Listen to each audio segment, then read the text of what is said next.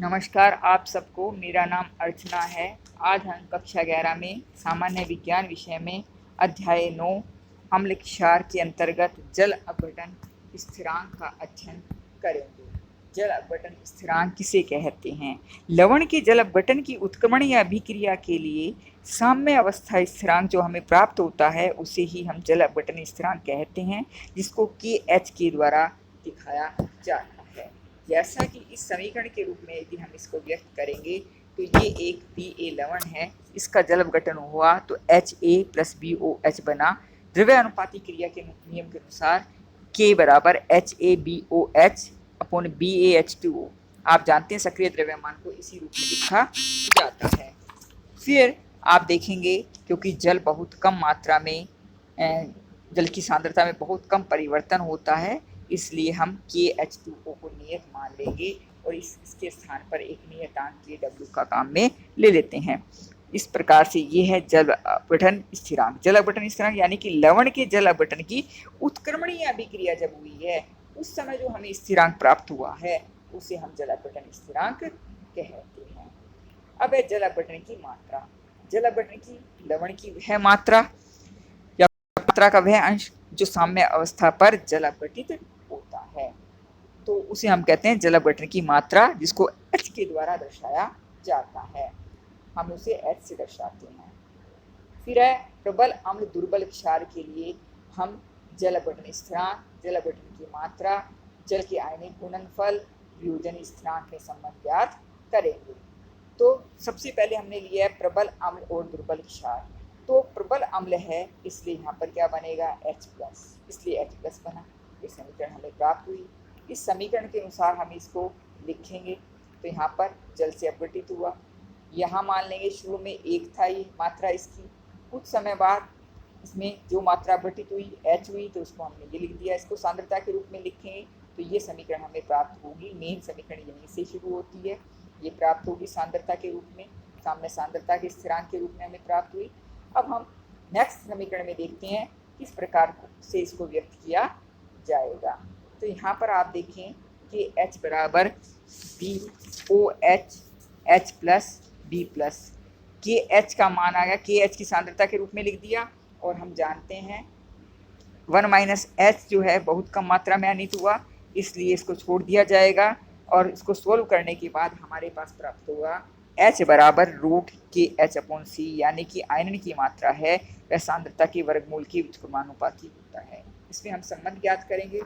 तो संबंध ज्ञात करने के लिए हम समीकरण को इस रूप में लिख सकते हैं जैसा कि आप यहाँ देख रहे हैं। BOH यहाँ पर उत्क्रमणीय अभिक्रिया के रूप में निशान लगाएंगे B+OH।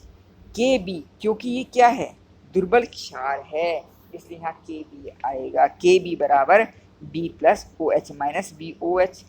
KW क्या है यहाँ पर आयनिक जल का आयनिक गुणनफल। KW को हम भाग लगाएंगे KB से, तो हमने ये कर दिया KB से। यहाँ जो मान प्राप्त हुआ ये वाला जो मान है वो KH के बराबर है, इसको KH मान लेंगे। हमारे पास जो प्राप्त होगा वो क्या प्राप्त हुआ, हमारे पास इस तरह से प्राप्त हुआ। अब हम आयनन की मात्रा के रूप में अभिव्यक्त करेंगे तो H बराबर √KH/C। यहाँ पर अभी आपने किसका मान निकाला KH का, तो KH का मान क्या है KW/KB, ये मान रख देंगे। अब इसको विलयन के pH के लिए सूत्र निकालेंगे तो pH क्योंकि ये कैसा है प्रबल अम्ल है तो यहाँ पर H+ आयन की सांद्रता हमें प्राप्त हुई है H बराबर CH। यहाँ पर H का मान आपने अभी निकाला है, इसमें H का मान हम रख देंगे तो हमें H का मान रखने पर ये प्राप्त हुआ। फिर इसको करेंगे सोल्व तो हमें H+ KW/C/KB जो ये हमें प्राप्त हुआ है इसको हम लघु गुणक के रूप में लिखेंगे। फिर इसका ऋणात्मक लघु गुणक ले लेंगे। ऋणात्मक लघु गुणक लेने के बाद हमें पता है log H+BH pH के बराबर है, माइनस log ये बराबर है PKW के, और हम PKW का मान इसमें रख देंगे तो PKW का मान यहाँ पर रख दिया 14/2 बराबर 7 आ गया। इस तरह से नीचे 7 आ गया। -12 PKW PKB, तो यहाँ पर PKB के रूप में लिख देंगे इसको, क्योंकि ये प्लस था लेकिन यहाँ पर किस रूप में आएगा ये माइनस के रूप में लिखा जाएगा। क्योंकि पी के बी जब ही आएगा, क्योंकि आप जानते हैं माइनस लोग के बी बराबर पी के बी, इसलिए यहाँ पर ये आया है, ये समझने के लिए है। समीकरण को पूरा का पूरा हम लिखेंगे, लास्ट तक इसको सोल्व करेंगे तो हमारे पास आया है पी एच बराबर 7 माइनस हाफ पी के बी माइनस लोग सी, यानी कि यहाँ विलियन की पीएच है वह 7 से कम होगी। विलियन कैसा होगा? अम्लीय है, ये हमें मालूम चल गया। बिल्कुल ऐसा ही आप निकालेंगे इसके विपरीत, अभी दुर्बल अम्ल है और प्रबल क्षार है। जब दुर्बल अम्ल होगा यानी कि अम्ल आयनित नहीं होगा, कौन आयनित होगा? क्षार, तो OH की सांद्रता हमें अधिक प्राप्त होगी विलियन के अंदर। बाकी समीकरण सेम आप वैसा ही लिखेंगे जैसा कि आपको पूर्व में अभी बताया गया है। आप मान रखते चले जाएंगे इनके, और मान रखने के बाद हमें बिल्कुल वैसा ही निकालेंगे जैसा कि अभी आपने निकाला है। KH का मान निकालेंगे, फिर आप KH बराबर रूट CH स्क्वायर, तो H का मान हमें प्राप्त हो गया यहाँ पर H under root KH upon C, यानी कि आयरन की मात्रा पहले की तरह से ही वर्गमूल के व्युत्क्रमानुपाती होती है। अब हम क्या करेंगे, इनमें संबंध ज्ञात कर लेंगे। संबंध ज्ञात करने के लिए बिल्कुल वैसा ही करेंगे। यहाँ पर कैसा है? दुर्बल अम्ल है, तो दुर्बल अम्ल के लिए यहाँ पर जो हमें मान प्राप्त होगा, पहले KH निकाल लेंगे और यहाँ पर नीचे हमें दुर्बल अम्ल होने के कारण Ka का मान प्राप्त हो जाएगा। वहाँ Kb था और यहाँ पर Ka प्राप्त होगा। फिर हम पहले की तरह से ही करेंगे, Kw को Ka से भाग लगाएंगे तो हमें प्राप्त होगा Kw अपॉन Ka बराबर KH, ये प्राप्त हो जाएगा। अब H बराबर क्या अभी निकाला है? Under root KH upon C। यहाँ पर हम किसका मान रख देंगे? KH का, तो KH का मान रखने पर हमें क्या प्राप्त हुआ? Under root KW upon K into C, ये प्राप्त हुआ।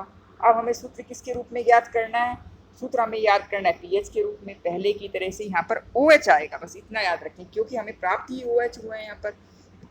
अब इसका मान रख देंगे, फिर हम देखेंगे यहाँ पर मान रखने के बाद OH का CH का रख दिया तो हमें प्राप्त हुआ यहाँ पर H बराबर KW अपॉन OH। OH का मान यहाँ पे प्राप्त हुआ था, ये रख दिया, तो हमें H बराबर under root KW into KA upon C प्राप्त हुआ। अब हम इसका क्या लेंगे? लोग लेंगे, जैसा कि आपने पहले किया था। लोग और एंटी लोग इसका लेंगे। लोग और एंटी लोग लेने के बाद हमें जो सारा समीकरण लास्ट में प्राप्त होगी, PH बराबर 7 plus half PKA plus half लोग C प्राप्त होगा। PH का मान जो होगा वो 7 से अधिक होगा। विलियन कैसा होगा? क्षारीय होगा, क्योंकि ये क्या था? प्रबल क्षार और दुर्बल अम्ल का था। अब मान लीजिए हमारे पास दोनों ही दुर्बल हैं, अम्ल भी दुर्बल है, क्षार भी दुर्बल है। बिल्कुल वैसा ही शुरू करेंगे। यहाँ पर कोई भी न तो H प्लस बनेगा न OH, ये याद रखें, इसलिए नहीं बना क्योंकि दोनों ही दुर्बल हैं। और पहले की तरह से ही हम KH का मान निकालेंगे। KH का मान निकाल करके पहले की तरह से हम सारा करके इसको पूरा करेंगे। इसको बिल्कुल सेम वैसा ही जैसा कि आपने पहले किया था निकाल करके, और यहाँ पर KH बराबर H square upon 1 minus H की होल स्क्वायर प्राप्त होगा। सबसे पहले आप KW का मान निकाल लेंगे और KW के बाद यहाँ पर हम मान निकालेंगे इसका सबका निकाल के, और दुर्बल अम्ल HA के वियोजन के लिए HA उत्क्रमणीय का निशान लगाएंगे, H प्लस A माइनस, जैसा कि यहाँ पर दिखाई दे रहा है। बिल्कुल ऐसा निकाल लेंगे। फिर दुर्बल क्षार के लिए निकाल लेंगे और बिल्कुल हमें प्राप्त यहाँ पर दोनों चीज़ें होंगी।